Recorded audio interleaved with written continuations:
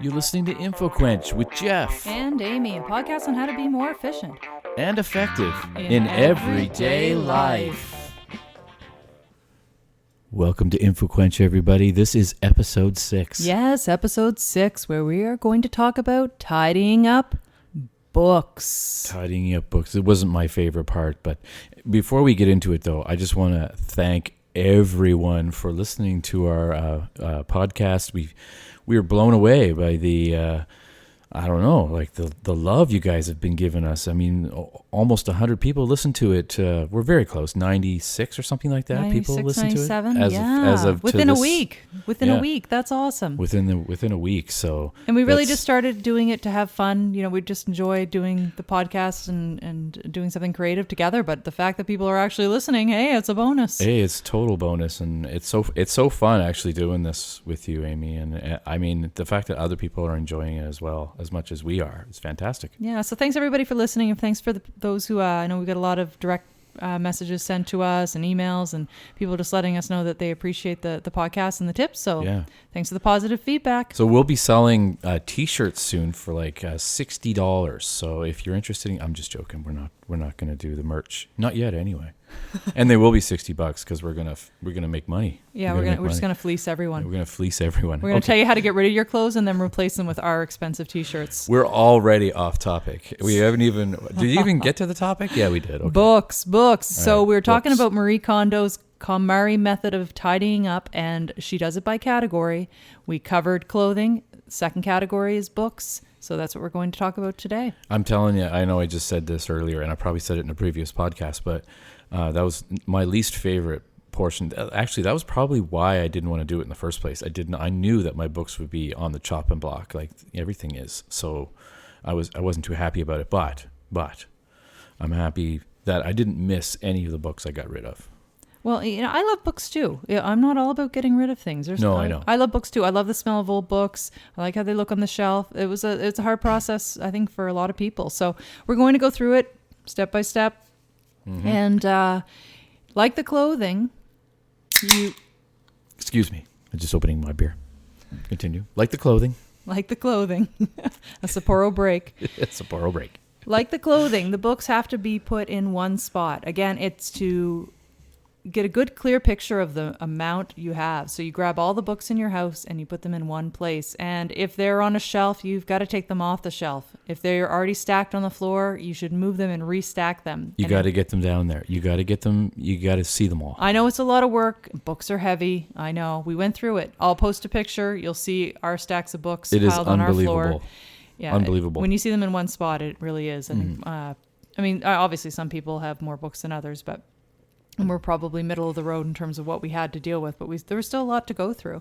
And if you've watched some of the tidying up episodes on Netflix, you'll see that Marie Kondo will tell people to tap the books to wake them up. See, this is a aspect of her, I don't know, the way she does things that I just don't understand. I don't understand this whole tap why? Well, it's supposed to release their energy, to wake them up. If they've been dormant sitting on a shelf, she feels that they'll speak to you more readily and let you know whether or not they spark joy if you tap them and wake them up. Okay, all right, I get it. I get this is like a magical kind of thing. I get it. Because I do believe that inanimate objects have energy. Do you really? Sure, why not? Don't you have certain things that you feel has energy in them? Well, I don't know if it's a battery that's been charged, I suppose. Oh, that's a good joke. That's a really good one. Oh, you got me good there. No, but don't you have like a book or a letter or something that somebody has written you, or maybe any of the gifts I've given you? There's things that have good vibe, good energy that come off them, but I don't know if Okay, I don't know about the whole tapping the books, whether it works or I not. thought you were agreeing with that. Okay, so we're both on the same page. We hate to tap. She talks about... Yeah, I think we're both on the same page. You don't need to tap that. But I agree with... You don't need to tap that. You don't. Tap that book. Tap it. You just need to tap it. Actually, that's another story for a different podcast when we were in London. Yes. We're trying to get through. Well, might as well tell it now. Well, there you go. Yeah, you can't be one of those...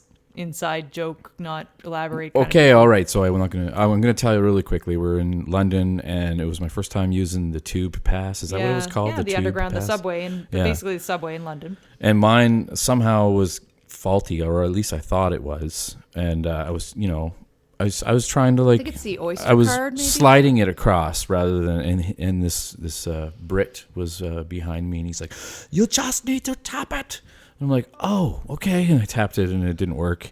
And he grabbed it, and then he tapped it, and it worked. And I was like, "Oh man, do I ever look like a tourist?" But he was saying it in a really he was trying to be helpful. I know, but he was in a hurry. He sounded incredibly aggressive. Oh, he did. Just have to tap it. Yeah. Anyway, I can't do accents. Anyways, that was pretty good, actually. We'll have to do a whole episode on you doing accents, though. That's pretty good. Let's just quickly do an Australian one. Good day, man. Throw it on. Throw another shrimp on the barbie. What about good day, mate? Good day, mate. Yeah, I love it. Oh, God. Well, anyways, we all have our strong points. Yes, we do. Okay, so that was tip number I'm not one. afraid to, put myself out there. No, I know. To prove how poorly I can. We do a video of you shaking your head in one of those? Yeah. Okay. Oh, we actually have one. Yeah, I'm sure we do. Yeah. So back to the books. The tapping, I don't know if I 100% agree with, but the idea of moving everything to one place, taking it off the shelves, really getting it stacked on the floor so you have to deal with it. It's easy to point to it on the shelf and just say keep it, the same way it is to point to something that's hanging up in your closet and say it's easy to keep. But take it down, put it in one spot, and then you need to pick up each one of your books, and we all know what happens next. Does it spark joy? Is that what you? Does it spark joy? Yes. You know what? That's. Does it give you a thrill of pleasure when you touch it? Okay. Again, those are Marie Kondo's words from her book. Now, she talks about the fact that you shouldn't start reading the book. You shouldn't be tempted to open the pages and start reading a few lines, because then you're getting into the question of whether you need the book. Right. She wants you to concentrate on how the book makes you feel. Does it give you joy sitting on your shelf? Because if you start reading it, with the exception of a few reference books you may go back to time, it really isn't going to be a good qualifier as to whether or not you should keep the book. Yes. That's interesting, because I wonder if a book you haven't read can even possibly spark joy. I'm sure you might have a book that you've never read, but it's pretty much a stranger in the collection. You don't know what's in the pages. You don't know the story. I mean, you might have a book that you've somewhat, like if you had Fahrenheit 451 or whatever, you kind of know what's going to happen, but you haven't read it. Is it still going to spark joy? I don't know. Well, I mean, that's a really good point, because she talks about the fact that the hardest books to get rid of are the books that are maybe partially read or not read at all. Yeah. And I think that comes from guilt. We don't want to get rid of. We feel like if we get rid of a book that we haven't finished, that we failed somehow, or haven't even started, right? That we failed somehow. That was a mistaken purchase. But just having that book there on our shelf, every time we look at it, gives us a small sense of guilt. Right. You're right. Actually, I can see that, or like a very big sense of procrastination. So her thoughts are: if you don't read a book shortly after you purchase it, chances are you're not going to read it. And if you partially read it, maybe the only purpose for that book was to let you know that either it wasn't a book you needed at all, or it was a book that you only needed to partially read. We shouldn't feel compelled to have to read every page of every book. Myself, I like to have a queue of books that I haven't read that I'm eventually going to get to. Well, and it doesn't matter when it is to me. Well, you're a book hoarder. It could be 15 years from now. I know. I will eventually get to that book. Yes. Yeah. You're a book and a record hoarder. No, not. Hoarder is a very strong term. I am not a hoarder. You've seen book hoarders. It's not me. Well, you do like to buy a lot of books and you don't read them. I do read them, though. That's for another conversation. What's the next one? Yeah. Nice move. So if you have too many books, Marie actually suggests going through them in categories. So she puts four categories to books. Mm-hmm. So books can either be general. So these are the types of books that you're just reading for pleasure. Right. Practical. So these are reference books. So they may be books that you have that are, I don't know, a dictionary. I don't know if anyone keeps a dictionary anymore unless you're playing a game of Scrabble and you need to have one on hand, but most people are just Googling that stuff. You kept some textbooks for quite a while. I don't know if you still have them, but... No, I think I got rid of them during the last purge. During the big cleanse. Okay. The big KonMari cleanse. Cookbooks might be one. Again, a lot of us look recipes up online nowadays, but there are some reference books you might want to keep on hand. So yeah, second category is practical, which includes reference books. Third is visual. So these are books that might be collections of photographs, the type of things that you might call like a coffee table book that Yeah. you just enjoy flipping through. Or magazines, right? No, No? that's actually Oh. the fourth category. Oh, jumping ahead. Look So at me. there's the four categories. Again, there's general, which is what you just read for pleasure, practical, which are your reference type books, visual, which are like collections of photographs, and then magazines. So a lot of people keep magazines for a really long time too. and they I just like to keep certain magazines. I do. My I'm art aware. magazines. If it's made of paper, you Juxtapose. like to keep it. What's that? If it's made of paper, you like to keep it. Okay. All right. So this hard time is never going to end about books, is it? Is this what's happening right here? Well, you know what though, your magazines could probably jump over to the category of visual a bit because your magazines do have a lot of. Right. That's why I keep them. I like looking at the pictures over and over and over. Okay. Okay. What's the next one? So I'm talking about these categories because that may be an easier way for you to put your books into these categories and then go through them that way. And also once you've gone through and sort of discarded what doesn't spark you joy and you're getting ready to put them back on your shelf, that would probably be a good way to organize them is into those four categories. Right. So Marie Kondo actually only keeps her collection. She aims for about 30 books in total. 30 books. Again, Good for her. She feels that, and I'm going to use some of her words here, a book is really, it's just printed paper that's bound, and it's there to convey you information. And once you've read the book, it's served its purpose, it's conveyed the information to you, and even if you don't remember every detail, the experience of reading that book remains, and the book has served its purpose. Mm-hmm. So, again, I don't know how many of us are running to the bookshelf to check something, to reference it. The Dewey Decimal System's long gone. Right. So There's a lot of other things that can be referenced, though. Referenced. Good Sapporo beer. it's a strange word, isn't it? It is indeed. So keeping 30 books, I mean, that isn't a significant amount of books. Excuse me. And it's one of the areas that we went through 3 years ago through the KonMari process, and we really cut down on our books, but they definitely have creeped up and grown again. We need to revisit it. Sure, let's do it. Here's looking at you, Jeff. Yeah. You've got a fair amount of This books, is really too. my way of doing an intervention with Jeff on the different areas of the KonMari method that we need to revisit. The thing is that you don't really need to convince me. You don't need to, get me in the corner and, threaten me to do it. I'm ready. Let's do it. All right. Right. Well, another reason people keep books is that they think that they'll reread them.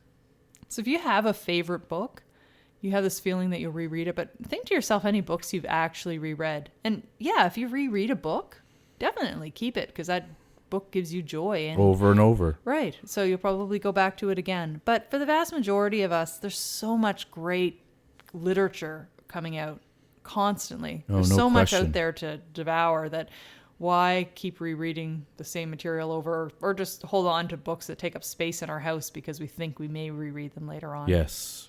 And then, they end up, if you finish a book and you want to get rid of it, then it ends up at a used bookstore or the library where it's reused and its purpose is, recycled. And, and one of the best, the best used bookstore here in St. John is Scheherazade Books. So go check them out. Yeah, it's a great bookstore. for And sure. music. So when you are getting rid of your books, obviously we're not going to Fahrenheit 451 them and just Oh, that reference comes back. there you go, There just you go. light a match and No, you can't. You That's- can't do that. yeah, You no, need that's to- horrendous. yeah. But there's a lot of great places that you can take them. So libraries, there are even some libraries that you can get, I've been told, tax receipts for those types of donations. Really? Long-term care facilities. There's a lot of places that would welcome your books and, pass along the joy to somebody else so that they can make use of it. Prisons might be one. Yeah. That's right, because in Shawshank Redemption, there's that guy going around with the cart full of books. Yeah. That could be, you Yeah. could be your books on that cart. Yeah. So you may also want to sell them. I think when you're going through the whole KonMari process, there's a temptation to want to sell things. I think if there are things that are particularly of high value, if you're getting rid of furniture and that sort of thing, it's worth the effort to go through selling. Other things, sometimes it's not worth the effort when you think about your amount of No. time that's done. And if you've gone through the whole Kijiji thing, it's just painful. Especially I see people on Kijiji all the time selling books for $1. I Like, know. who's going to go That's to not your even home worth saying hello to somebody to for. buy a book for It's $1? not a horrible thing to say, Like, but it's not. no, I know. It's not even They worth the would spend gas. that in gas just Yeah, to get I know. there. It's ridiculous anyway. And just the whole coordination of it. Anyways, so why not give the book to somebody who's going to enjoy it? Yeah. I've done that many times, taking a book that I love and giving it to somebody else to read. So when you've It's gone nice. through it, really, think about what gives you joy to have on your shelves. One of the things that we consider now that we probably didn't consider in the past is that we have our son, and there may be some books that we want to hold on to because we think that they might be books that he would enjoy. So Yeah. we kind of look at it through that lens where we may not have in the past. So books can be difficult. It is going through each one. Oh, here's a tip. Make sure you open up that book and flip through the pages just to make sure you didn't shove a $50 bill in there. Oh, somewhere. yeah. You're right. Or other stuff. Like, really, Well, you name it. You're notorious for having your books full of notes, Yeah, and pictures. yeah. Like Jeff's books, when I- we went through them, we'd open them up, and they're like your storage areas. Yeah. No, it's true. It's there's at least something in every book because it's part of my life as I'm reading it. So things get stuck in there. Drawings, whatever. Yeah, so make sure you flip through your books. If there's things written in them, you may want to scribble those out. I don't know. Maybe you want to leave them for the next person. It's funny because there's a lot of people who, disagree with Marie Kondo's idea when it comes to books. They want to keep all their books. And there's a funny quote from somebody on social media that I came across that I just want to say. I want to read it. I can't believe Marie Kondo said to destroy all books and then broke into people's houses individually and made them eat all their books. And then when they tried to protest, she said, "Don't talk with your mouth full of books, book mouth." And all the cool kids laughed at them. I love that. That is not what Marie Kondo is trying to do. This poor woman, all she's trying to do is get us to clean our houses up, and there are memes galore. Go out and Google Marie Kondo tidying up, yeah. and the stuff that pops up, it's hilarious. Like people are just going to town with it, but Book mouth, I love it. so be it. I'm sure her millions of dollars that she's making off book sales and her Netflix deal will help ease the pain. Oh yeah, she's rolling in it. You know it. And You she's can tell- that's why changing she's so lives. giddy on the show on Netflix. She's like, beaming. That's what her smile's all about. Yeah, it sparks joy. She's always trying to spark joy in every moment of her life. She takes it to another level. This Marie Kondo thing. She's like in her own meta world. Anyway, go ahead. What's the next one? What's the next one? Let's keep it going. Well, actually, that's sort of it for books. So just to recap, as with clothes, put them all in one place, set them on the floor. Don't set them on a table. You might break your table if you're like us and you have that many books.